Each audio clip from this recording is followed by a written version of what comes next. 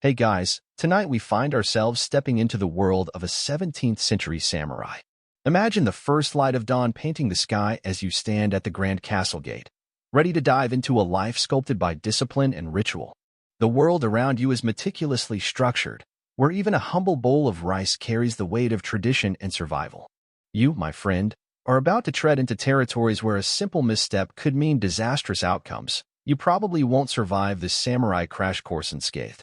So, before you get comfortable, take a moment to like the video and subscribe, but only if you genuinely enjoy what I do here. And let me know in the comments where you're tuning in from and what time it is for you. It's always fascinating to see who's joining us from around the world. Now, dim the lights, maybe turn on a fan for that soft background hum, and let's ease into tonight's journey together. The air is crisp with a hint of morning chill clinging to the stones underfoot as you trudge towards the castle gate. Before your duties begin, there's serenity in the quietude of a samurai's morning, almost like the world holds its breath in anticipation. An offbeat thought flutters through your mind, wondering if birds back then chirp in the same joyful abandon they do now, perhaps pausing to consider if samurai brunch would ever include anything as scandalous as avocado toast. But the present isn't meant for such daydreams. Right now, your world is a tapestry of structured purpose. Emerging from your quarters, you join fellow samurai as the first rays of light filter through the towering gates. These gates are not merely grand entrances. They are the thresholds of a sphere where precision is paramount. The castle gates symbolize honor and resilience. Here, even the tiniest details, from the way the grass bends beneath your sandals to the way shadows stretch lazily across the courtyard, compose a symphony of discipline and readiness. Historians argue whether every day truly began with a ritualistic pledge, or if some mornings simply slipped into routine, but the essence of this life was undeniably rooted in purpose. You're part of a well-oiled machine, each cog performing its function with unwavering dedication. It's not just the architecture of the castle that imposes order, but the very air you breathe. It's thick with unspoken codes etched into the fabric of everyday life, whispering the tales of countless warriors past who walked these very paths. A bit of playful chatter might flit between you and your comrades about who left their sandal untied like some sort of early morning rebellion. However, hilarity aside, you all know this is a life both perilous and precise. But as with most things, life as a samurai is about balance. Sure, one minute you're contemplating the poetic beauty of a perfectly sharpened katana under the pale morning light. The next, you're privately confused about how a helmet can feel both too heavy and not protective enough. But this morning ritual, this greeting of the dawn, grounds you, reminding you of who you are and what you must become. Each day is an opportunity to sculpt the clay of your character through the deeds you undertake and the values you uphold. Elders might whisper through parched throats that you're among history's successors, warriors crafting their lives into legends by the sheer force of will and considerable muscle mass. Of course, the previous night's revelry could have dulled your sharp edge by a smidgen. Celebrations do tend to untie even the most disciplined souls. But even in this fog of early fatigue, you're reminded, humorously, that the rest for a truly worthy samurai lies only in the next moment's embrace. As you continue your stroll along the stone pathway, you catch sight of the wall of samurai armor, each set like a soldier standing to attention. They gleam under the newborn sun, a collection of silent guardians awaiting their chance to ride into combat once more. Even if the chance for a clash looms only in the distance, the discipline does not falter. Your arm tingles with the anticipation of battle, an energy you mask with the cool demeanor of a seasoned warrior. Who else but a samurai could find philosophic musings in the art of ironing out the morning rat nest from their topknot? Such thoughts drift away as you focus intently on the task at hand. The day beyond the gate lays thick with duty and honor. This is a world where nothing is wasted, and every action courts a purpose. A mundane routine to us feels like divine choreography to them.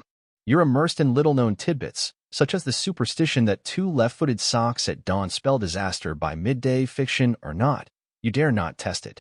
It's all an embroidery of the samurai lifestyle, where ancient lace work intertwines with muscle memory, ensuring honor in each heartbeat. With each passing moment, the day blossoms like a lotus unfurling its petals to the sun, and you step into the profound realization that the dawn is more than an interlude before activity, it's the herald of potential. An open invitation to paint your story with the brush of history. The way of the samurai lies in death. Miyamoto Musashi once expounded in this era, underscoring the deep-rooted stoicism that marked the samurai existence. It's a morbid, albeit essential plot twist to your ongoing narrative, a reminder to live fully within each precious day, for the ephemeral nature of life is honored here as both blessing and bane. As you bask in the shared silence with your companions, the castle gate looming larger with each step, a profound sense of continuity fills your spirit. Today is but a thread in the fabric of time, connecting you not only to the warriors beside you but to the echoes of generations past who faced down foes both physical and philosophical. While history buffs debate over whether every detail of the daily life truly adhered to an unbending code or was tailored to fit the tapestry of individual circumstance, you're enveloped in the enigma of historical ambiguity. Sobering thoughts are disrupted, however, as your rumbling stomach loudly asserts itself. Yes, every meal is more than mere sustenance in this world, yet right now, sustenance sounds quite appealing. The chorus of your comrades' amused chuckles is testament enough that even stoic samurai have their relatable, all-too-human moments. You smile knowingly, an imperceptible tilt of your head toward the gates, pledging silently, as countless others have, to honor this ancient warrior legacy in all its arduous splendor. And so, as the first rays of sunlight illuminate the intricate dance of shadows around you, you stand poised at the castle gate, ready to step into the meticulously structured world waiting beyond.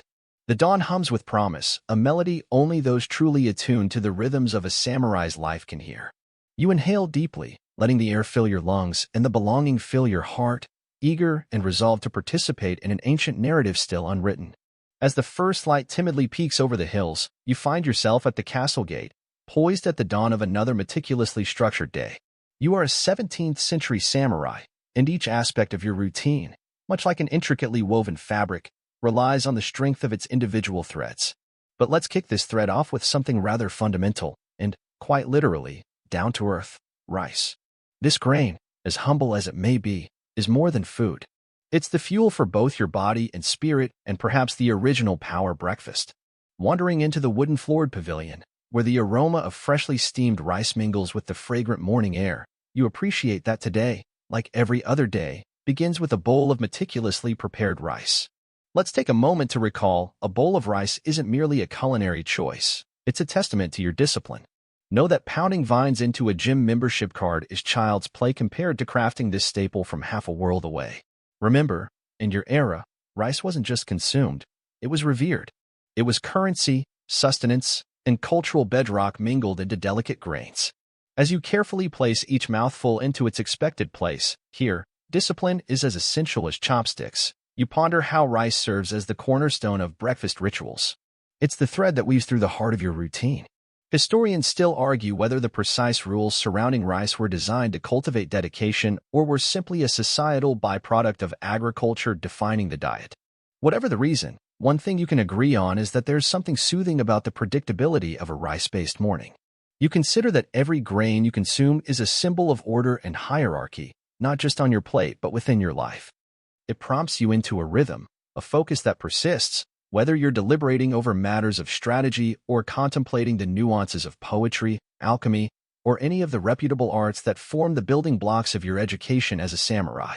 You might chuckle, thinking the world would be a simpler place if all conquests and conflicts could be settled over who can make a better bowl of rice. Imagine the peaceful reign of champion chef samurai. Is it quirky to think of rice, not merely as sustenance, but as a participant in a ritual dance that permeates your existence? Yes, indeed. This unassuming staple ties you to the land, to your people. But let's not get ahead of ourselves or wrap our heads into philosophical oatmeal too soon. Given that correct rice preparation was once a sort of competitive art form, maybe your rice is the first trophy you claim each day? All in good humor, though. No stakeholder meeting starts with a rice chef showdown. Or does it? It's always fun to imagine a humorous debate over whose grains glisten with the most ceremonial honor. The esteemed ritual extends beyond your taste buds, threading its influence into the very way you carry on through the day. Perhaps it's no wonder that you often find yourself looking at the perfectly simmered grains, pondering over a world where rice becomes an aphorism for stability and unity. It's an age-old notion, much like the rice paper that bears these musings, but it's remarkably resilient despite its fragility. Some scholars insist that the ceremonial aspects of your rice consumption point to broader socio-cultural reverberations, like how modern trends spread through the media of the time. Rice, you'll find, doesn't just satiate hunger, it pacifies a deeper, almost existential craving. After all, if knowledge is the bread of life, then rice is most certainly its cunning, antiquated grain. As each morsel passes your lips, a quiet pledge is made to uphold the respect and focus required for your position. The discipline might seem severe to an outsider, but to you, it's the gentle rustle to your mental edges. Eating in modesty, without indulgence, teaches patience, a lesson worth its weight in gold when you're stepping out to face your daily demands. Though let's be honest, no one ever thought a piece of sushi would lead to pondering life's profundities. Yet, here we are. The broader significance of this staple food persists beyond the kitchen zone, suffusing every chamber of your mind and existence. You almost admire how such a modest grain could, over time and context, embroider the very ethos that is defining of the samurai path. There's a hint of humor in it, a grain so light as rice bearing too heavy a burden of cultural gravitas. But there it is, perched atop your breakfast serving, an enigma of simplicity and profound meaning. Indeed, the breakfast ritual doesn't end with you drying your bowl with reverence and a splash of water. Even the way your utensils return to their resting place speaks of the regimented elegance that is both a comfort and a code. Throughout your day, the singular importance of rice unfurls, showing its true colors beyond sustenance, beyond conformity, a quiet heroic staple that could hold the world steady, even as it spins. Prepare to carry the lingering energy of this oily white breakfast forward, serving as not just a meal's end but the day's starting point. Rice alone, it's this morning's cornerstone. And perhaps, as you gaze out, chronicling thoughts under a Togadara sky, you let a grain of reflection settle. The day, despite its weight, feels lighter, each task awaiting you less an ordeal and more a part of the shimmering dance of life. But I digress with a soft chuckle at the noble seriousness rice likes to instill in us. As the saying goes, where there's rice, there's life. With your day lined out like grains in a bag, you stride forward, ushered into a schedule meticulously intertwined with tradition, discipline, and perhaps a sticky grain of humor clinging to the folds of history. Welcome, samurai, to your meticulously structured, rice-fueled day. Just as the morning sun creeps over the castle walls, casting hazy patterns across the well-trod path, you find yourself drawn into the next rhythmic ritual of your samurai schedule. But before we get carried away in tales of grandeur and swordplay, let's pause for a moment and indulge in a habit so elegant, it's almost frustratingly calming, the mid-morning tea ceremony. While it might seem like a leisurely break, trust me, it's much more than just sipping a hot beverage. Picture this. You enter a modest room, sliding the shoji door softly behind you. The room is purposefully simplistic, with tatama mats underfoot and the subtle scent of incense weaving through the air. Here, you are to embrace the art of the tea ceremony, an integral moment that fosters mindfulness and discipline. We've all heard of the benefits of mindfulness, right? You know, the 21st century remedy for our overstuffed brains, typically achieved through yoga poses involving improbable feats of balance. But for the samurai, this calm focus was achieved through the methodical preparation and enjoyment of tea. As you kneel, back straight and thought-centered, or at least trying to be, the tea master begins the process. It's not like ordering a latte at your local cafe. This is a choreography of movements, each step intentional and, above all, deliberate. The tea itself, matcha, is vibrant, green as the spring leaves it mimics. The whisking is rhythmic, a gentle whoosh akin to a soft breeze rustling through bamboo. As historians often point out, whether this ceremony was more about tea or Zen practice is still up for debate, but the end result, a calming of the mind, is indisputable. Let's not forget the symbolism intertwined with every sip. The tea bowl itself, with its imperfections and rustic charm, serves as a reminder of wabi-sabi, the acceptance of transience and imperfection. Now tell me, who doesn't need a little reminder to embrace life's less-than-perfect moments? Think of it next time you can't find a matching sock. Oh, and then there's the matter of patience. If you've ever stood in line at the DMV, you might fancy yourself a patient person. But preparing and drinking tea here is a level beyond merely waiting. Each movement is slow, deliberate, created not just to tide over one's caffeine itch but to draw you into the moment. It seems our samurai were onto the virtues of mindfulness long before it became trendy in wellness blogs. Lastly, the social aspect shouldn't be overlooked. The tea room serves as a space where hierarchies temporarily dissolve, where warriors and masters converse on equal footing, well, kneeling, technically. Here, discussions flow as freely as the tea, the merits of a particular strategy, reflections on philosophy, or simply sharing the peace in silence. Just remember, no elbow room here. This isn't a rowdy tavern afternoon. By the end of the ceremony, you find a sense of tranquility has settled in around you. The simplicity of the space, combined with the ritualized consumption of tea, has sanded down the jagged edges of your thoughts. Admittedly, not every samurai was a fan of this introspective exercise. Let's say it wasn't ideal for adrenaline junkies craving a good sword fight, but its benefits were keenly felt for those who embraced it. In a world dominated by the clang of weapons and the noise of bustling markets, the tea ceremony offers an invaluable space for calm reflection. You rise, leaving the tea room with a newfound clarity that a moment ago seemed as cloudy as a poorly made broth. As you slide the door open and step back into the more vividly colored chaos of life outside, remember that this ritual is more than an intermission. It's a grounding force amid the hustle of a samurai day. And who knows, maybe tomorrow's tea session will even have a crumb or two of the dried fish you'll enjoy later tossed in for flavor. It's a daring combination, but samurai life is nothing if not full of surprises. You find yourself seated amidst a circle of respected samurai peers, a modest wooden table set before you. Its surface is plain but sturdy, much like your own resolve, and serves as both a place for nourishment and for sharpening the intellectual sword just as keenly as the katana at your side. An assortment of dried fish, your crude yet reliable snack of choice, awaits your discerning palate. To the uninitiated, these dehydrated sea creatures might seem overly salty or resilient, but trust me, they're the ancient ancestor of your modern-day beef jerky, albeit with a touch more oceanic flair. As you chew, contemplating the layers of flavor and saltiness, the discussion around you intensifies. The dried fish, as if teaming up with a sprinkle of imagination, enables you to visualize naval battles, troop formations, and the elegant art of ambush.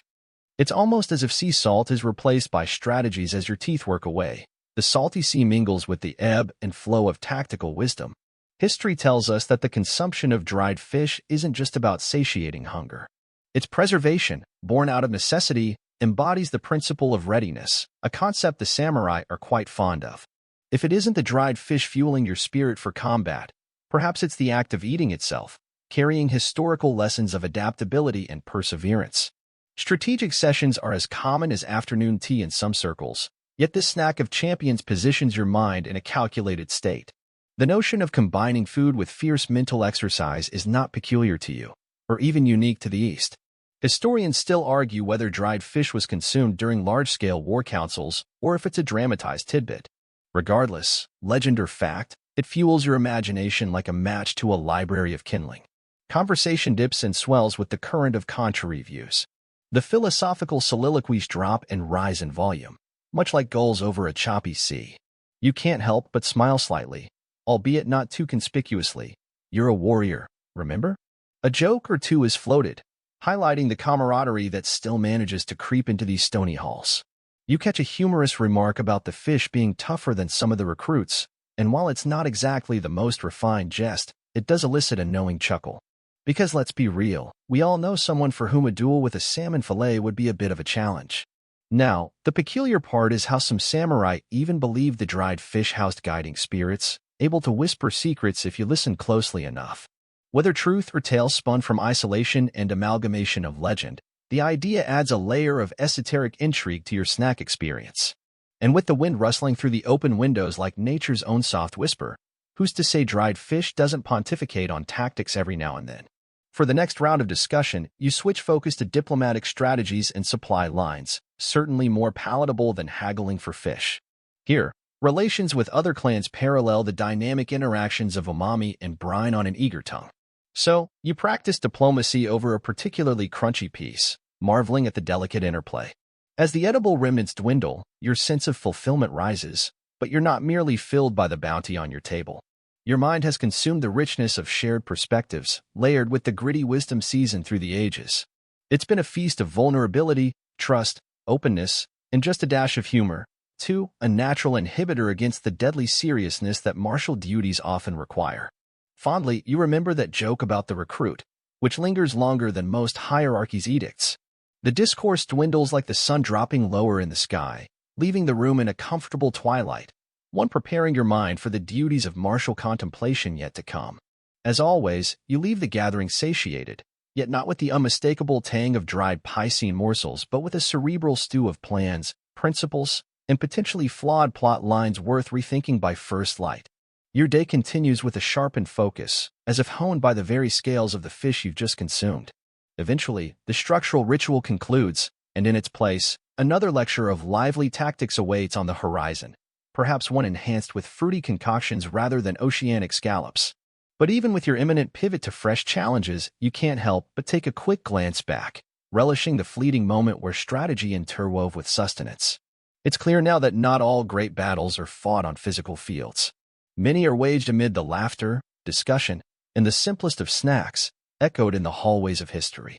In this intricate tapestry of samurai life, your modern sensibilities find ease.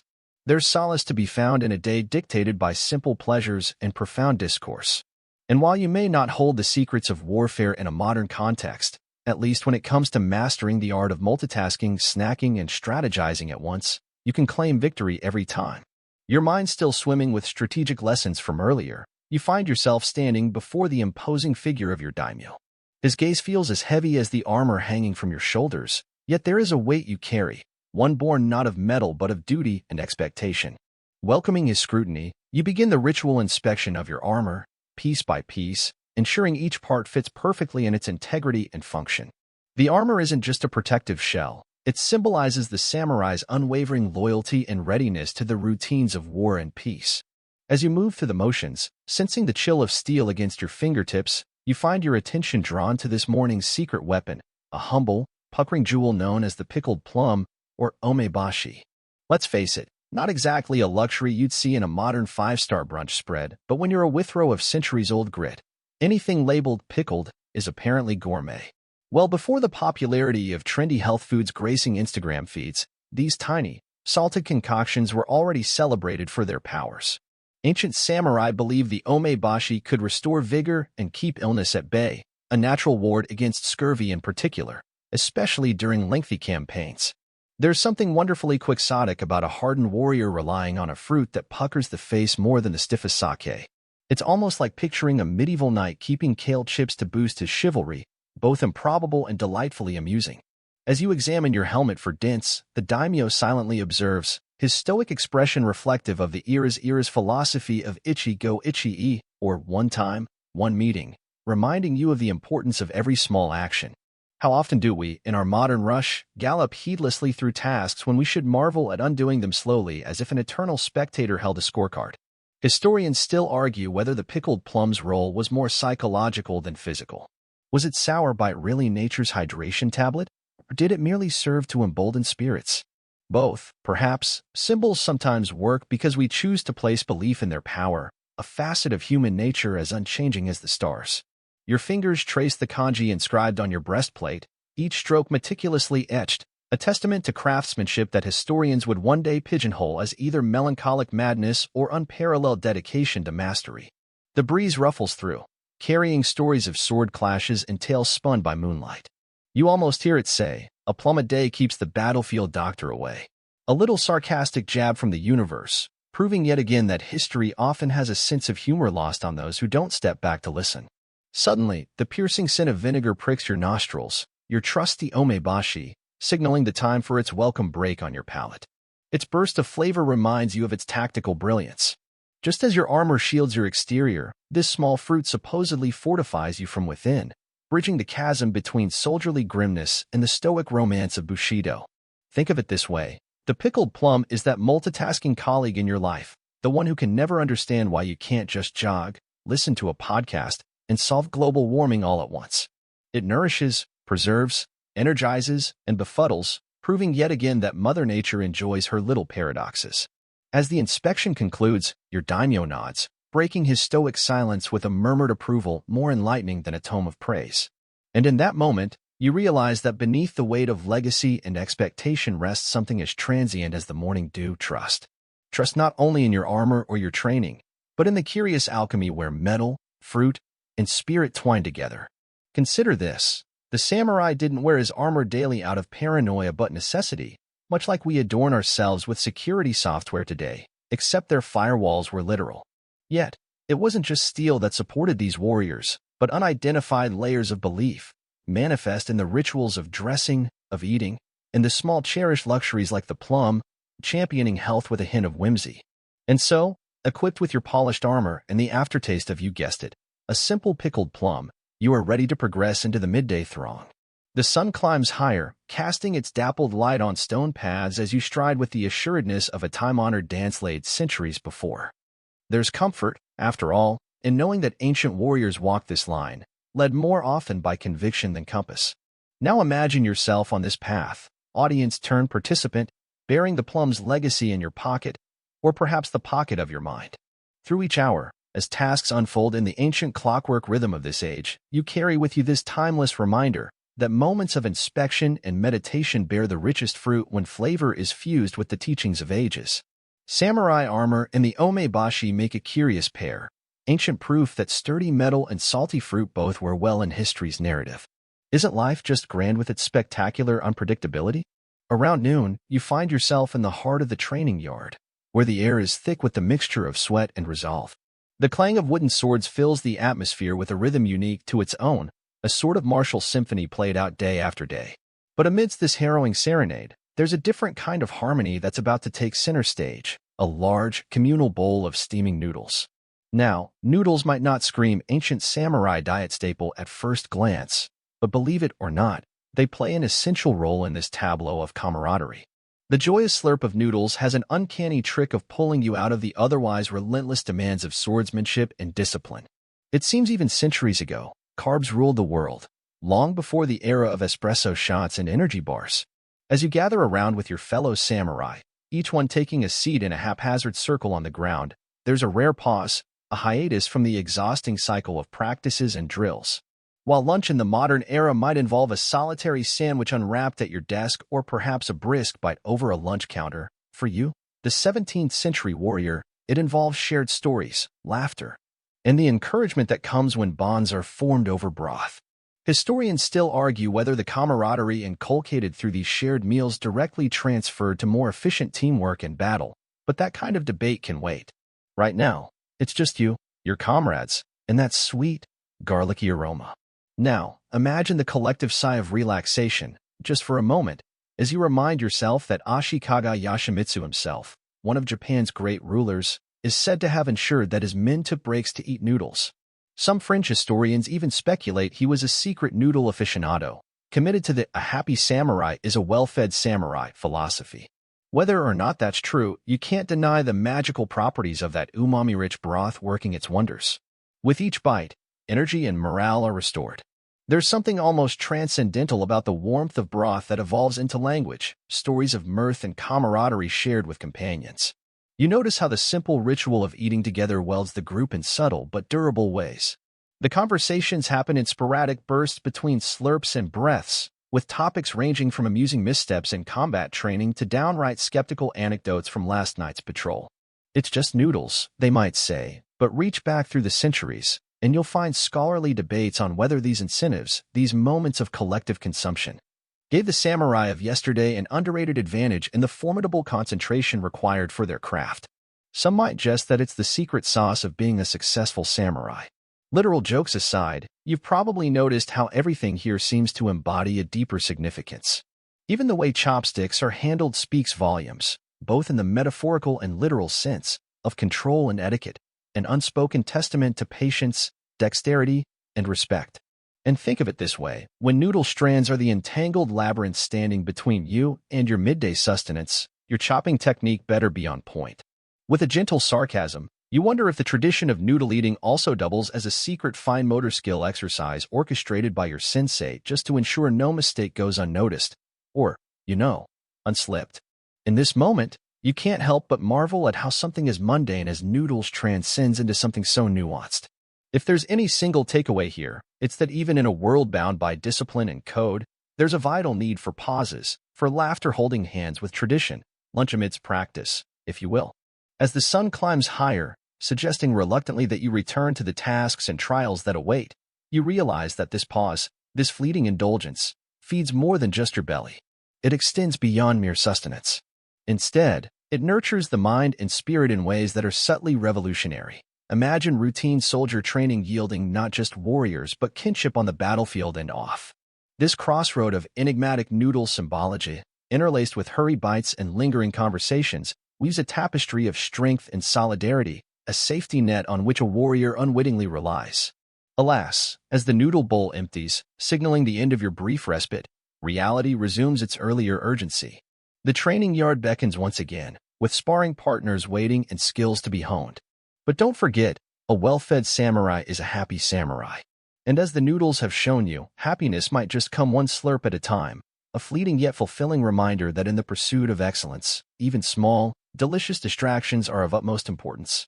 It's time to seize your sword again, carrying forward the warmth gathered during this midday noodle congregation into the relentless cycle of discipline and duty that awaits. At this time of day, you find yourself delicately balancing the contrasting demands of duty and indulgence. Afternoon in 17th century Japan brings with it a sweet reprieve, a moment when even the most disciplined samurai allows himself a brief, sugary interlude. Picture it, a selection of traditional confections laid out with the kind of care you'd expect from an art gallery curator. Sweetened rice cakes and bean paste treats sit before you, meticulously crafted to demonstrate both elegance and a sense of tradition. As you select a sweet, you recall that these delights, though tempting, serve a purpose beyond their taste. They're meant to energize and uplift the spirit, effectively preparing you for the series of responsibilities that lie ahead, as dictated by the timeless Bushido Code. You're not just indulging a sweet tooth, you're fortifying your resolve for the weighty tasks of leadership and discretion. Historians point out that the consumption of sweets was more than a simple pleasure. It was a subtle strategy to combat the weariness that accompanied the mental and physical obligations of samurai life. The art of sweet making in Japan is centuries old, with recipes passed down like treasured scrolls. Interestingly, sugar was once considered a luxury item, reserved for the elite and often imported from China, a country known for its influential role in Japan's culinary history. Here's a fun fact. The first sweets introduced to Japan likely came through Portuguese traders. Imagine, tucked within your carefully wrapped dessert, the legacy of centuries of cultural exchange. Indulgence is balanced by duty, much like yin and yang. You know that every bite must be savored, but there's no time to lose yourself entirely, a few moments of delight, and then it's back to business. The Japanese believe in mono no aware, the awareness of the impermanent beauty of life, and savoring sweets can serve as a daily reminder. This sweet contemplation aligns with your mission as a samurai to embrace the fleeting joys and stay ever ready for life's challenges. The afternoon sun casts long shadows in the courtyard as you leisurely partake in this delicate ritual. Sugar kicks in, revitalizing you like a fresh breeze through an enchanted bamboo grove. The sugar rush is a modern metaphor, yet in your world, it's a poetic boost, fitting for a warrior who must balance the harsh realities of duty with the subtleties of refined living. Naturally, historians still argue whether confectionery truly aided a samurai's psychological readiness for duty, or if that's just a sweetened version of history. But who can blame a warrior for wanting to add a little sweetness to life when balancing on the knife edge of duty and discipline? Beyond the personal moment of delight, sweet treats were sometimes employed as symbols of hospitality and peace offerings, tokens to soothe tensions in negotiations that were often as delicate as the sweets themselves. Imagine bringing out a tray of finely crafted sweets during a negotiation, the subtext as clear as the sun on polished armor. Let's keep things friendly. As your ritual winds down, you feel the pull of duty beckoning you.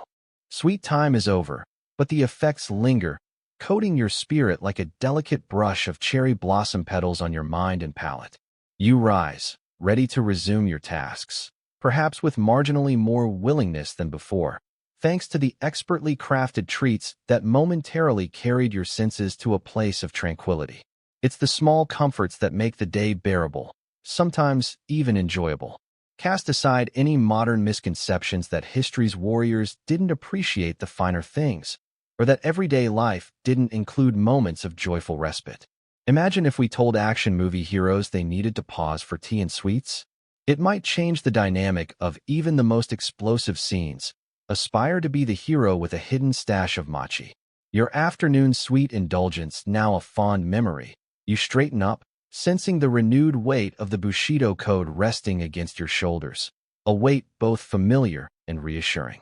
There lies your true responsibility, carrying forward the code while being open enough to indulge occasionally, in pure and simple pleasures. You understand the importance of balance, that unique marriage of sweet reprieve and serious duty defining the samurai way, a lifestyle steeped in structured discipline, with room for the occasional sweet escape. As the afternoon light gently slants through the paper screens, you find yourself sinking into a comfortable rhythm. After indulging in the sweet treats earlier, a little pick-me-up for the soul, it's time to give the mind its due nourishment. In the life of a 17th century samurai, Intellectual pursuits are just as crucial as any martial exercise. Enter the humble fruit, a gift from nature wrapped in simplicity but bursting with benefits.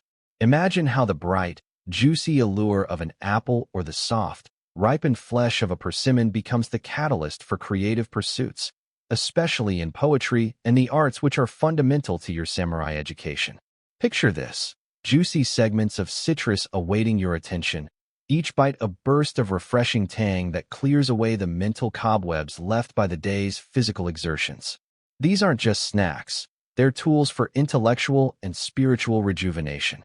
There's something notably poetic, quite literally, about savoring fruit while contemplating the art of the perfectly crafted haiku. Historians still argue whether the samurai actually penned their verses while munching on these fruity delights, but one can imagine the creation of a serene, seasonal haiku inspired by the delicate dance of tastes on the tongue. Now, let's not skip over the intriguing fact that today's fruit options pale in comparison to what the samurai might encounter.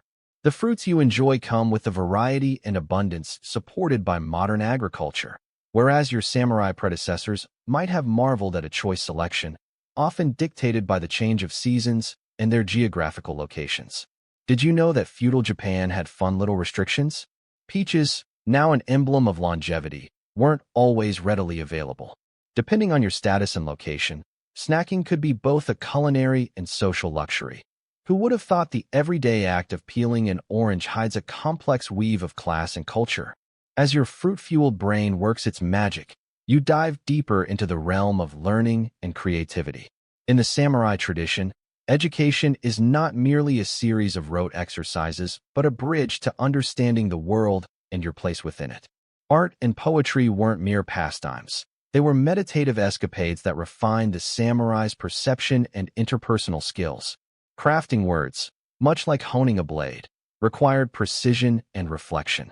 For example, calligraphy, each brushstroke a deliberate act, each scroll a testament to your focus and finesse. If you ever questioned why your handwriting drills seemed endless in school, consider the samurai, who painstakingly curated each character with the care one might afford a life or death ka. There's a quirky tidbit to sprinkle into our narrative here. Legend has it that some samurai were so dedicated to their studies and creative expressions that they might have resorted to odd methods to stay awake, much like a college student surviving finals week with energy drinks. Have you heard of the monk allegedly employing the extreme measure of cutting off his own eyelids to stave off sleep?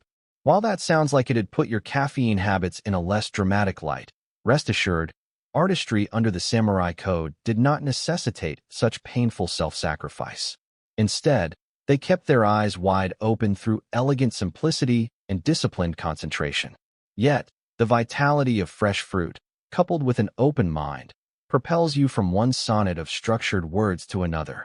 You happen to glimpse the idea that the samurai's penchant for poetry wasn't merely about the verses themselves, but the mastery of emotion and expression they cultivated. Here, poised between shadowy lines of ink, the words become an arena of another kind, one where battles are fought not with swords, but with splendid turns of phrase.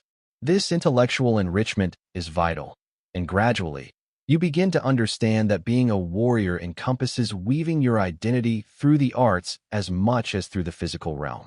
Who knew a line of poetry could bear as much impact as a well-placed strike on the battlefield? This dedication to creative pursuits, fueled by that simple slice of honeyed fruit, underpins the institution of samurai wisdom, each verse offering shelter from the storm of physical endeavors, a balance achieved through thoughtful artistry. It's rather reminiscent of our modern lives, isn't it? Sometimes, it's the smallest moments, like paused reverie over a midday snack, that unlock a reservoir of inspiration suitable for both ancient and current eras. From this point onward, setting aside this tranquil pocket of time becomes essential, an exercise in mindful coexistence, and a testament to the balanced life envisioned by those who understood that true strength and resilience emerge at the intersection of arts, strategy, and sustenance. So, as this poetic interlude draws to a close, your snack hour break, pun alert, transforms from a mere pause in the day to an essential ritual in the samurai's quest for balance between body and mind. Sure, the day is long, and the road to samurai mastery extends beyond books and brush. But when intellect and nurture converge with the zesty taste of orange or a meditative verse, the quest suddenly doesn't feel quite so arduous. And who wouldn't appreciate a job description that includes eating fruit and penning poetry? Alternating between savoring life's sweetness and weaving its verses becomes not merely indulgence, but rather a sacred act of balance and mindfulness. No crocodile dung sunscreen required. As the evening sun begins to dip below the horizon, casting long amber shadows across the castle grounds, you sense a shift in the air. It's a gentle reminder that the day, filled with its structured engagements and disciplined endeavors, is drawing to a close. You find yourself strolling along a narrow path lined with towering bamboo, their slender forms whispering secrets as a cool breeze slips between their leaves.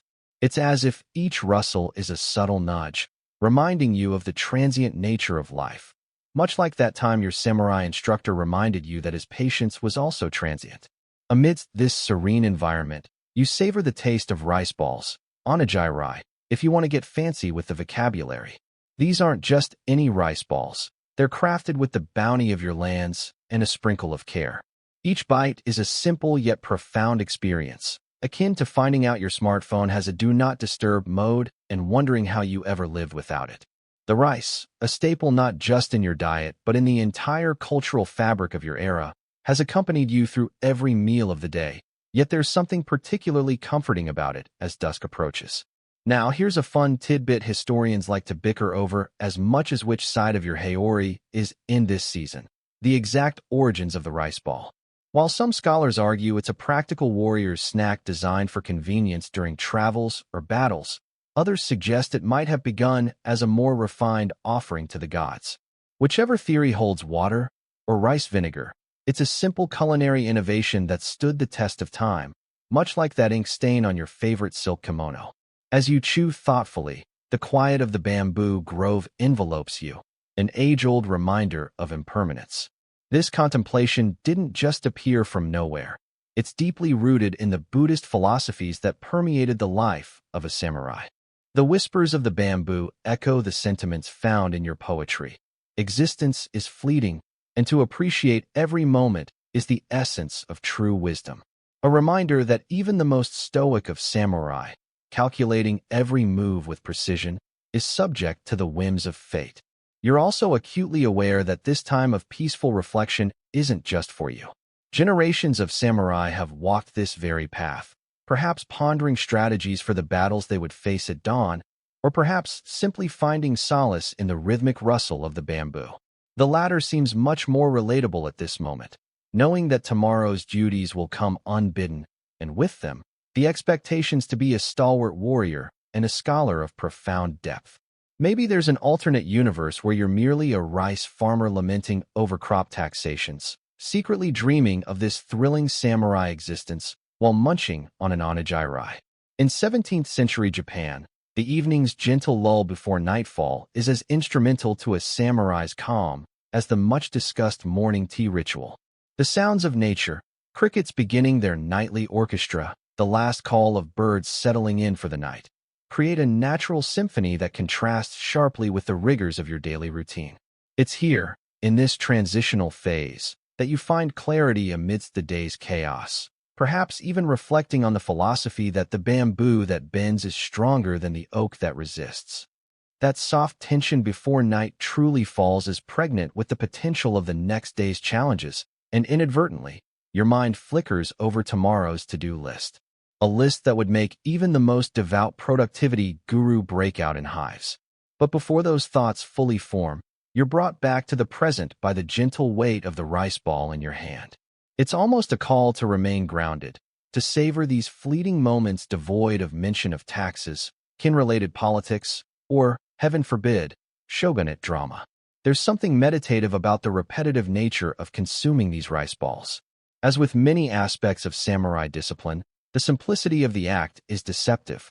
Each time you reach for another, you're honoring the generations past who tended these rice fields with sweat and an unyielding commitment to their craft, perhaps not entirely unlike your own honing of the katana-wielding skills. Quirky fact alert.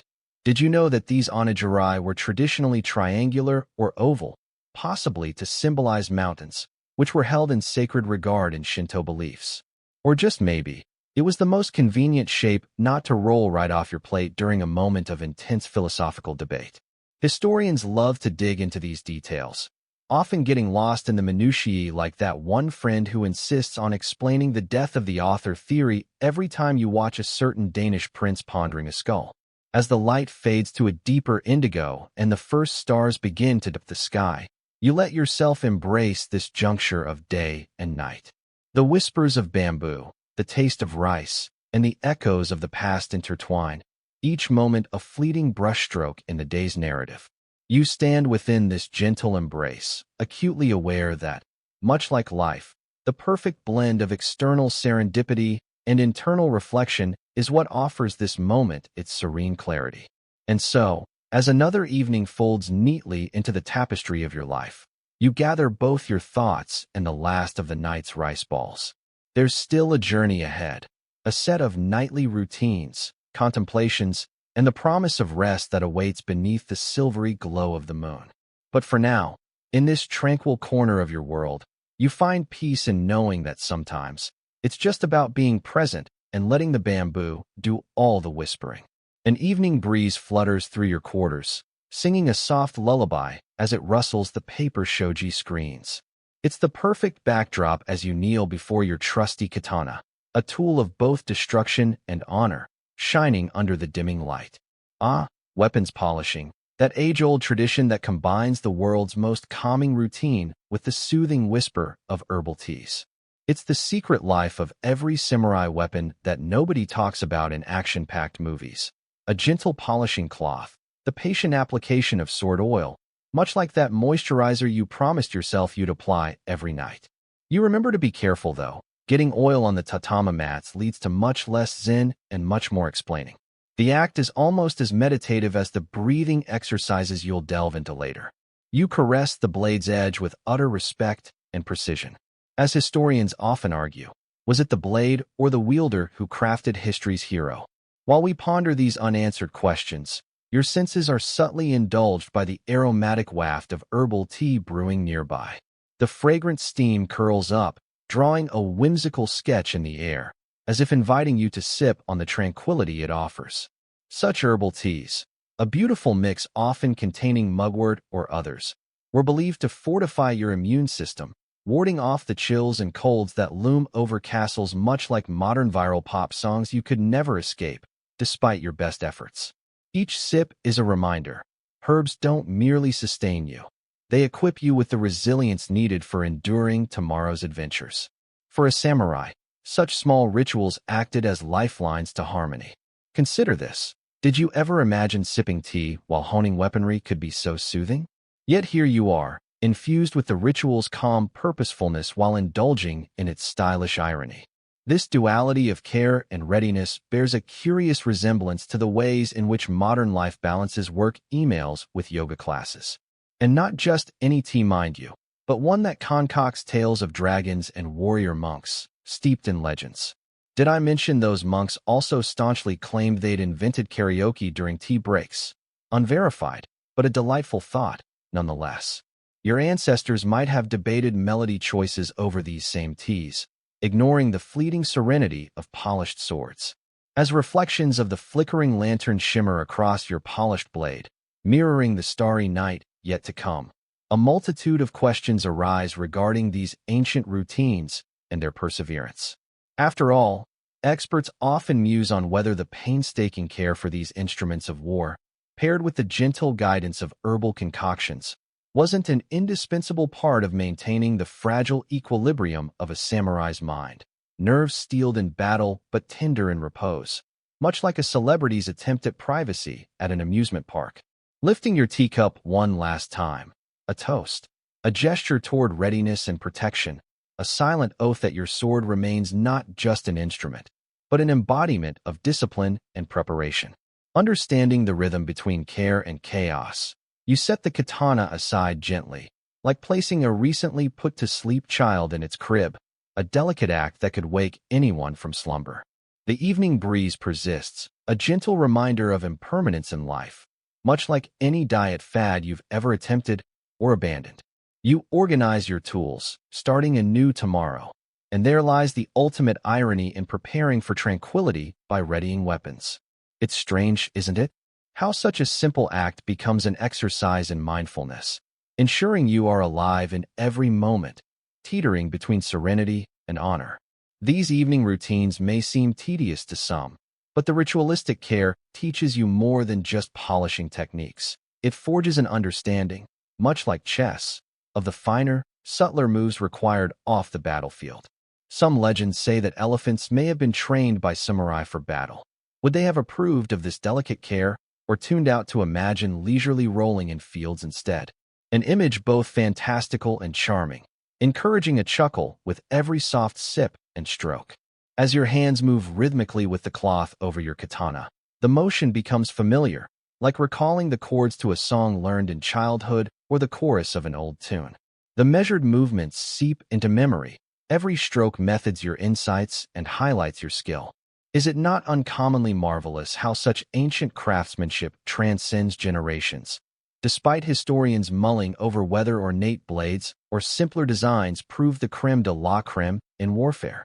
In this synergy of movement, contemplation, and brewed magic leaves, you find a microcosmic peace often lost amidst bustling alliances and yonder battlefield plans. Savor this calm, this minute haven before twilight fades and dancing stars bathe the courtyard in their radiant glow. Cradling your teacup with both hands, an emblem of duality of warrior and sage, you let the last warm drops permeate your body's boundaries, representing both comfort and resolve for trials ahead. Yes, sword polishing and tea sipping may not be your usual cinematic hero antics, but dare I say they hold far more substance in forging the spirit of a true warrior? Or at least someone incredibly adept at gardening. And so, with the polished blade resting beside empty teacups casting crescent reflections upon the tatame, you allow life's understated elegance to map the contours of your relaxed evening state. Setting the cloth aside, the faintest smile hints across your features, an acknowledgement of these simple truths that sail you smoothly between duty and reprieve. Here, in the embrace of tradition's whisper and warmth of confections that elevate your ritual, you stand prepared not just for battle, but for life itself, carried delicately by fusions of such thoughtful practices. In this seamless montage of polished steel and aromatic escape, on this quiet stage of reflections and resolutions, the ancient art of preparation blossoms once more, as you detach from every norm of the modern world. Anchored in a tradition that scopes through realms of necessity, offering tranquility's shield against the noise of mundane distractions. Embrace the transition, let its wisdom anchor your night, and realize how little moments, often overlooked, become rare treasures nurtured by the tender balance between steel and silence. With the day's noise slowly fading into the evening's embrace, you find yourself meandering towards the meditation room. The gentle twilight cloaks the castle, wrapping it in a peaceful cocoon of serenity. As you tread through the dimly lit corridors, you can't help but appreciate the unintended harbinger of peace a 17th-century castle provides, less about home insulation and more about solid stone-cold tranquility. You slide open the paper screen doors, and the room greets you with its minimalist charm. The tatami mat, worn and soft under your feet, whispers stories of samurai past who have also sought solace within these walls. Dim candlelight flickers shyly, casting shadows that dance playfully, inviting introspection. It's a scenescape that could inspire the next interior decorating trend. Medieval minimalism, because less really is more, especially when less means fewer ninja surprise attacks. Settling down, your body folds naturally into a lotus position. The silence here is profound, a far cry from the clamor of unsheathed swords and strategic discussions. You let out a sigh that seems to settle dust motes in the air before your eyes close like curtains at the end of a show. Historians still argue whether the samurai cultivated a specific meditation technique or if it was a hodgepodge of different approaches reflecting individual temperaments. Let's just assume once the kids weren't around, it was less sin and more, finally some peace. Your mind, trained both by daily exertion and the culture of introspection, drifts effortlessly into a meditative state. It's during moments like these that a simple snack becomes an anchor, a way to ground you as the ethereal expands. Today, this conduit is a bowl of warm, steamed edamame, the little green beans humble yet packed with so much life and vigor. They are the unassuming heroes of the legume world, overshadowed only perhaps by beans big enough to support weighty tales of English giants. Popping one open, the crisp texture yields a savory burst, a taste both vibrant and subtle. You can't help but chuckle at the thought that samurai might have sworn by these beans for their fierce focus, half expecting them to shout, "Eat me if you dare challenge your mind." The ancients certainly knew a thing about healthy snacking. The modern world could learn a lesson or two from their lack of processed cheese. This meditative pause ties together the distinct laces of your daily experiences, the string of events that beaded your day. Remember that invigorating inspection of armor with the accompanying puckered sourness of pickled plums? It's moments like those that weave through your memory, adding texture and depth, folding slightly into the now. You continue the evening's reflection as small debates flit through the corridors of your mind. The samurai's day was punctuated by exercises not just of the body, but of the mind. Meditation wasn't just an end-of-the-day ritual. It was an intricate thread running through every activity, an opportunity to align thought with action. Modern scholars debate whether this was a reflection of Buddhist influences or a necessary adaptation for the daunting life of a warrior. Does one ponder the philosophy while dodging arrows, or does contemplation merely follow?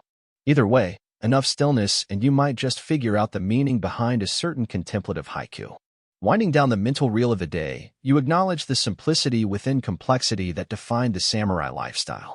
Despite the stylized portrayals of battles to the death and honor-bound lives, much of their hours were spent in peace, layered in moments such as these, underscoring discipline in the mundane. It's ironic, peace for a samurai wasn't absence of war, but presence of mind.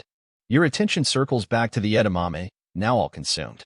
The empty bowl mirrors your calm mind, ready to be filled with restful dreams. With dusk deeply settled, the room wraps you in a comforting hush. The flickering candle flames wane under the weight of the evening, much like a samurai's contemplation heavy with the learnings of another day finished. A soft breeze glides through the shoji screens, its gentle caress a reminder of nature's presence beyond these walls. Perhaps it's this careful balance between man-made structure and natural flux that truly captivates the samurai spirit, an understanding that life's cyclical nature is best embodied by a schedule where even rest carries the honor of practice. The last of the twilight's whispers beckon you back to the threshold of consciousness. Slowly, with no rush, you rise from your seated position, feeling appropriately stretched and relaxed. As you extinguish the candles, their smoke drifts upwards, spiraling gently, a ritual of its own, meant to mirror the intangibility of thoughts left behind. This ethereal calm, you think, is always closest at twilight, the in-between magic hour when a day and tomorrow hold hands in quiet, dignified discourse. As you step back from this sanctum of contemplation, you carry forth not just the day's learning, but an open heart ready for whatever the future unfurls. Let the echoes of introspection carry you through to your next great endeavor. And with that, the castle's corridors, now dimly lit and dotted with fading signs of dusk, await the footfalls of a samurai once again in pursuit. Another adventure, another day, always a call to immerse in the eternal dance of life's ebb and flow. Now isn't all this far grander than the sushi platters and instant noodles of our own pantry nights? The moon hangs low in the sky, painting the world with its silvery glow, casting shadows and turning your evening stroll into a quiet affair with elegance etched into its very silence. You, a samurai, move through the castle grounds, the chilly breeze of the evening reminding you that even warriors appreciate a good blanket once in a while.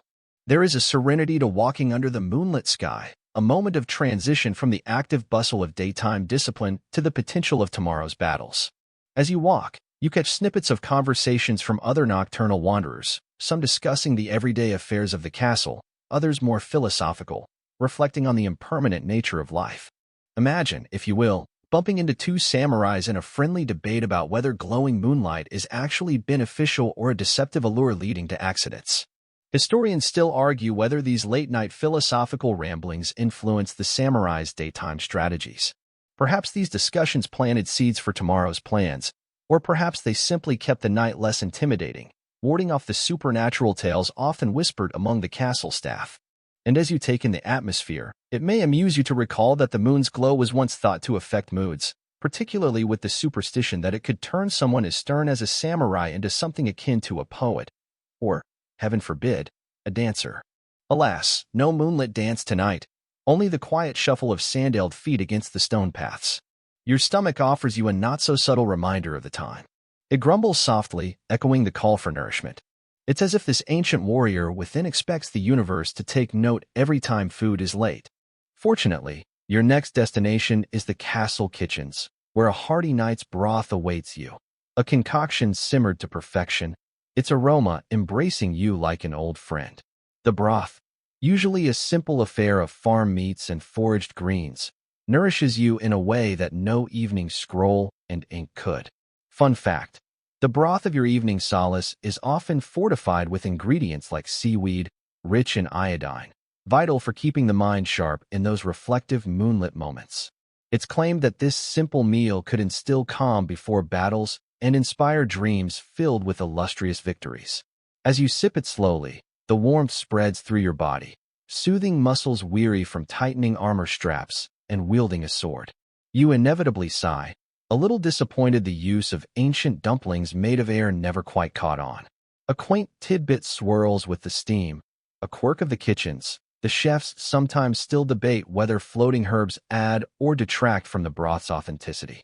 Could that leaf attributed to enhancing the broth's aroma but shunned by some ultra-traditionalists conspicuously impart flavor? Or is it merely an unconscious effort to bluster the dish with aesthetic foliage? This time in the evening invites reflection. You may think of the upcoming battles or the strategies whispered earlier in the barracks about how to interpret the daimyo's latest orders. After all, even a slice of life as precise as a samurai's day allows room for thoughts to wander. Though one must agree, pondering over a steaming broth beats philosophical musing with an empty belly hands down. It's easy to reminisce about the days before this night, when as fledgling samurai, you grappled with the incomprehensible tactics of your instructors, the truth being, half your prowess possibly came from standing in the right place at the wrong time. But such memories keep the passion alive, fueling a chance to hone one's skills to fully engage with the life of duty and honor. Slowly, mind calmed and belly filled, you emerge back into the night air, the moon's path unshared, except by your shadow, a silent reflection of oneself, walking alongside, like a partner in an unspoken semblance of communication. This stroll, as is the habit now, becomes more than a ceremony. It's like time travel, a path connecting multiple fragments of past recollections and glimpses of future successes. As you tread these cobblestones, made smoother by countless footsteps like your own, remember the role they play in this grand performance called samurai life. There's comfort in knowing this legacy, with its strict routines and quiet tensions, pulsates through these veins of tales untold. This samurai life might seem romantic in scope, each night another chapter bound with threads of honor and perseveration. And so, as the moon bathes you in its shrouded wisdom, your path aligns with the routine of a life led between dawn's demands and midnight's mysteries. Remember that this gentle ritual, punctuated by savory broths and shadowy reflections, prepares every nerve and sinew for the continuation of the samurai's journey. A small respite before you scroll your eyes to the empty sky, tracing constellations with a hopeful wonder for dreams soon to parade across your slumbering stage. Before retiring, in the serene pause of your breath, you note connections, your midnight broth laden with necessities as primal as the moonlight dance on your path. For in the quiet solitude of night, the motivations for tomorrow's challenges grow clear. As the inner dialogue subsides, whispers of the day fade and night takes over, providing a peaceful interlude as rhythmic as a bamboo forest's sway in the breeze. Here, the moon bears witness to moments shared and paths yet to cross. In closing your night with these awareful strides and savory fortification, we resolve that even a samurai warrior bears love for the subtle indulgence of routine, a tangible confirmation that life continues its clockwork grace, grounded in simple fares and midnight wanderings. So when sleep pulls, know you'll meet it with knowledge dutifully earned, for the night belongs both to dreams of grandeur and the introspection of a friend under the vastness of shared starlight. In the seamless transition from twilight meditation to the gentle embrace of night, you find yourself entering a dreamy dance of sleep and strategy. It's that deliciously languid part of the evening where the aftertaste of herbal tea still lingers on your tongue and the world's edges seem to blur ever so slightly. You wonder, should you be pondering the intricacies of your next strategic endeavor or simply surrendering to the allure of rest? Decisions.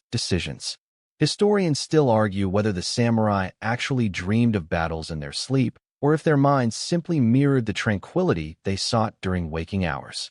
It's not as if ancient sleep diaries exist to clarify this point, which is a shame, because wouldn't that make for one intriguing read? But let's set aside the question of whether you dream of conquest or calm for now, and let's indulge in a night's repose as rich in structure as the day you've just navigated. You consider the morning routines that lay the foundation for dreaming of victories. Just like those repeatedly practiced kata forms on the training yard, the discipline of your day guides your subconscious dance through swirling clouds of strategy. The repetition you adhere to, from morning tea to evening meditation, echoes a daily recount of leadership stories. A creative brunch of dreams where thought patterns embrace victorious imaginings, allowing you to devise swift retaliations against imaginary foes while still managing to leave room for that confounding to-do list tomorrow. While your body rests, your mind engages in a disciplined waltz of war and peace. The day's rigorous structure, from the significance of rice rituals you mentally circled this morning to the subtleties of tea ceremonies soothing frazzled nerves, funnels into the dream world. These recollections provide the perfect backdrop for your storied battles. Somewhere, you imagine flinging rice balls like strategic grenades, simultaneously amusing and impressing an audience of grumpy daimyo who might be casting judgment even in your dreams. There go those pickled plums that, at breakfast, were strictly linked to grandeur health benefits. And weren't they to help hold your nerves in check? There's a whimsical sort of irony that the rituals ingrained in waking life might influence the sleepy side theatrics. Much like the sword polished under the moonlit sky or the stories whispered among the towering bamboos, your dreams unfurl under the stars. They're a reminder of constellations that once guided sailors, a nod to myths describing them as ancestral beings watching on this otherworldly stage. The sense of dreaming of both strategy and restraint reflects the constant duality faced by the samurai, a life that mixes swift swordsmanship with the grace of refined cultural pursuits. For now, embrace this dreamy tour as it perambulates through both imagined incursions and victories, a curious fray from reality's boundaries. They say the best generals rise with clarity from slumber, perhaps comforted by the night's rehearsal of stratagems and supported by the steady beat of a routine life. With your dreams of conquest, you might just be fine-tuning your approach to tomorrow's dilemmas.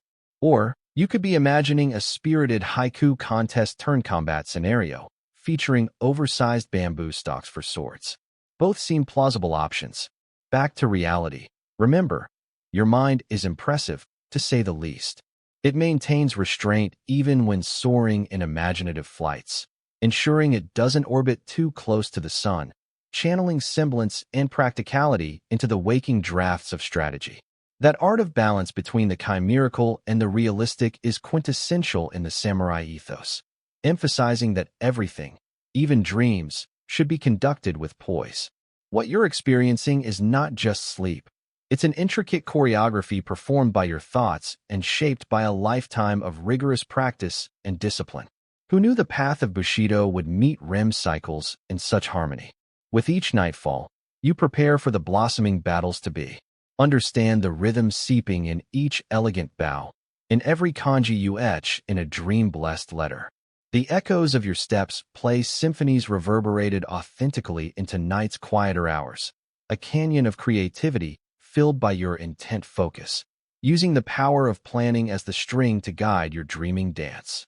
So, as you drift deeper into slumber, knowing these ancient rhythms synchronize both the battles and the pause comes with the territory of blending day dreams with nighttime quests. Your mind and spirit seem slyly say, is life not but a strategy itself? It's the kind of question that would have an ancient thinker pause, only to dismissively wave over another cup of soothing herbal concoction. Tactics or tranquility? It does make one contemplative, perhaps for a future caffeine-fueled afternoon tea ceremony if further musings are to commence, dawned by the embrace of stars and cycle of rhythms, each action handed another meaning by the setting of histories gone by. Remember, throwback alert. Just like that odd crocodile dung sunscreen rumor the ancients swore by, let's trust not every method from history's pages should be reenacted verbatim. Some are better stitched together in imaginary dreams interwoven with opportunities to both conquer and concede. As you lie there, inching toward the realm of heavily undisturbed sleep, Know that the rhythmic dance of strategy and slumber is an exploration into the past while darting toward the future, a duality that, to anyone outside your head, might seem as curious as it is timelessly introspective.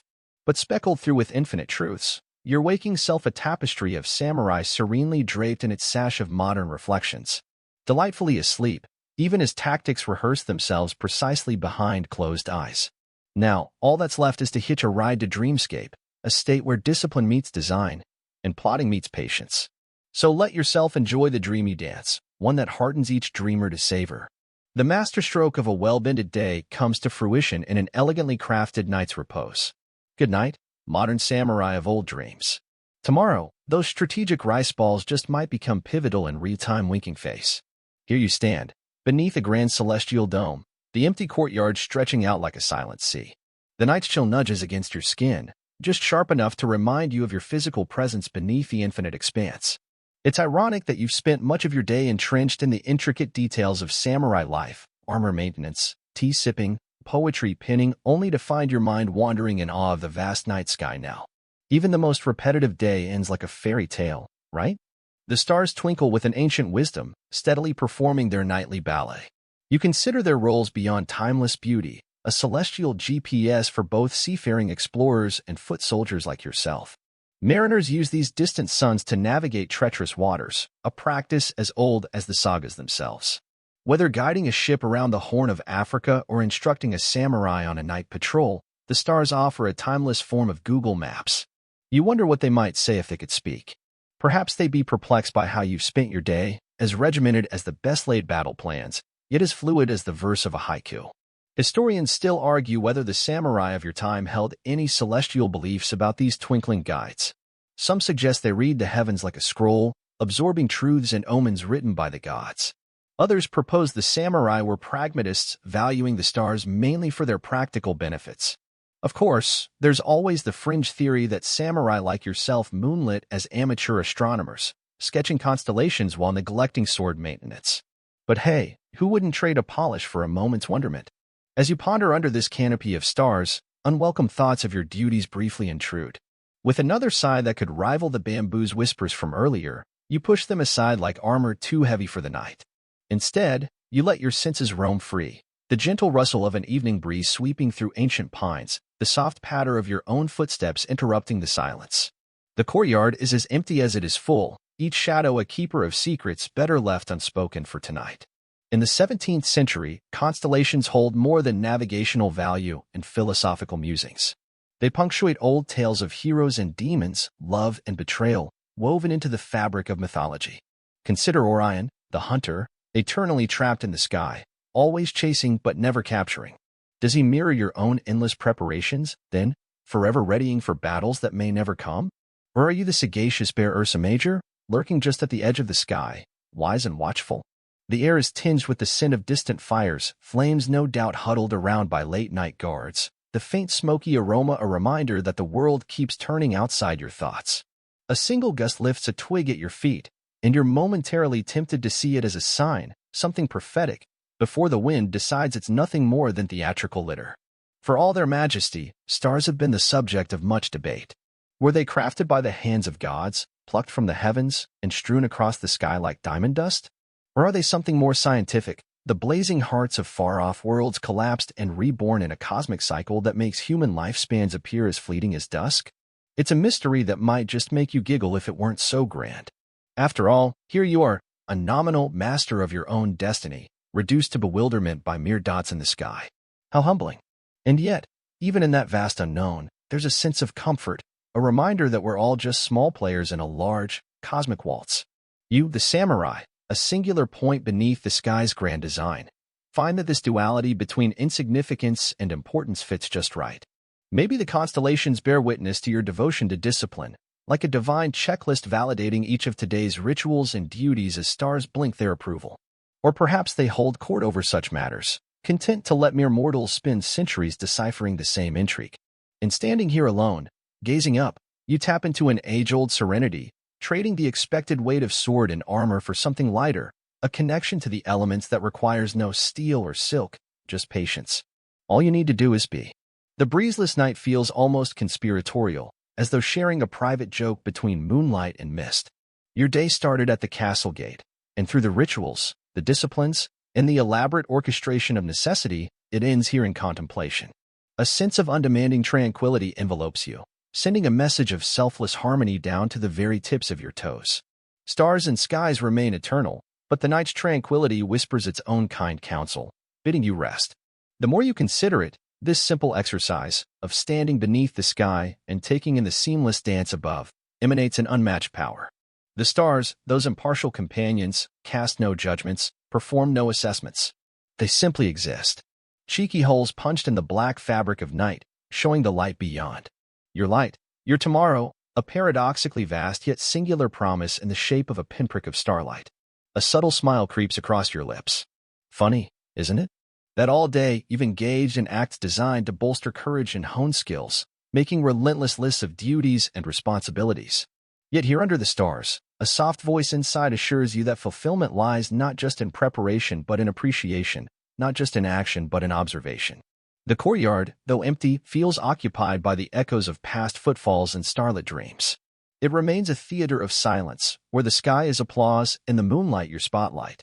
Each star, that silent participant, upholds its role, patient and steady, echoing your own pledge as a samurai, asking nothing more than your presence and intention. The night deepens, and as you pivot to leave, a gentle breeze bids you good night. Tomorrow will bring its own rehearsals and rituals, challenges and contemplation, but for now, you melt into the easy hush of an empty courtyard. Another day awaits, but the stars continue their ancient dance, persistent above your steps as you journey toward repose. The world around you slowly fades into the gentle hum of night, a tranquil closing to the precisely choreographed dance of your samurai day. Your body, though trained and honed by the day's rituals and challenges, succumbs to the indelible pull of rest. In this serene cocoon, beneath the whispering weight of darkness and stars, you breathe deeply, a rhythm set by centuries before you, an affirmation of life's cyclical nature. Each calculated breath feels like an endless echo, softly rolling across your consciousness, expanding into a vast, dream-laden sky. The energies of your disciplined day find their place within you, weaving threads of exhausting routines and precise motions into a tapestry of slumber. Funny how they don't make mattresses out of wild boar hides anymore. Your ancestors were on to something more comfortable and less prickly. Eyes drifting closed, your thoughts tenderly trace the lineage of warriors, each tale a stepping stone across the water of dreams. These tales are relics of valor and introspection, preserved through oral tradition and sometimes awkward haikus. The weight of their courage is both tangible and ethereal, casting long shadows that blend with moonlight's caress over your form. Historians still argue whether these whispers were even noticed by the neighbors, what with those paper-thin walls that let every secret slip. Around you, the night hums with nature's lullaby, the rustle of leaves, the faint chirp of crickets settling into their nocturne. Even the bamboo seems to sigh with you in a rhythm as old as the earth itself. Among the samurai, such simple symphonies are often considered a gentle reminder of fleeting life, a motif recurring through your dreams and the poetic musings you penned by candlelight. Meanwhile, outside the sphere of your spinning world, modern insomniacs upload tales of their sleepless adventures onto distant virtual platforms, because counting sheep is so last season. These echoes linger on, pulling at the boundaries of consciousness, where dreams and waking thoughts mingle like old friends at a tea ceremony. You can taste the richness of your disciplined day, savory with the stock of challenges, sweetened by momentary victories. It is a day etched into the blueprint of your being, leaving impressions that resonate as you drift towards sleep.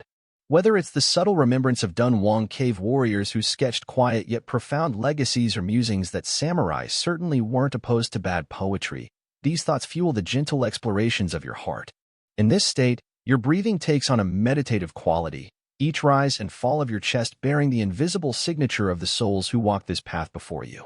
The compassion and restraint that's been cultivated through endless cycles of training, battle, and introspection now seep into your dreams, weaving a tapestry of connections that exist beyond time's tangible grasp. Here, in the silence, you embrace the understanding that your calculated breath carries the legacy of thousands, a lineage that remains vibrant long after the embers of the day have faded into memory. Unlike modern warriors who battle algorithms rather than enemies, your encounters with challenges required a balance of mind and body. The discipline you honed in daylight's embrace now supports the act of relinquishing control, surrendering to the lullaby of rest. Indeed, there's a sweet irony in how your day, intricately filled with structured actions and disciplined focus, concludes with a peaceful surrender, where order gracefully yields to the chaos of dreams. In the embrace of shadows, the heart of samurai legacy pulses within you. It persists like an echo, weaving through the intricate threads of consciousness, bridging the gap between dream and reality. The stories these remnants tell whisper softly as you descend into sleep's gentle tide. The disciplined cadence of your day envelopes you like a silken cocoon, tucked away only to emerge afresh with the dawn, perpetuating a cycle that leaves its imprint on each new breath and dream. As the echoes of your day grow fainter, you realize not even the most hardened samurai warrior could escape the lull of gentle dreams. Let yourself be carried by these echoes, these whispers woven into your dream's armor, as you touch stones laid by ancestors and leave footprints for those yet to come. In this slumber, you discover spaces within your heart's fortress that resonate in profound harmony, a dance spiraling into moonlit quietude as your breath steadies into a serene cadence. Feel the waves of relaxation sweeping over you, each succeeding crest more languid than the last. Floating upon this tranquil sea, you find yourself enveloped in a profound sense of reassurance as the imagery around you softens to a muted glow. The legacy of warriors past cradles you, leaving you suspended in peaceful, unhurried space.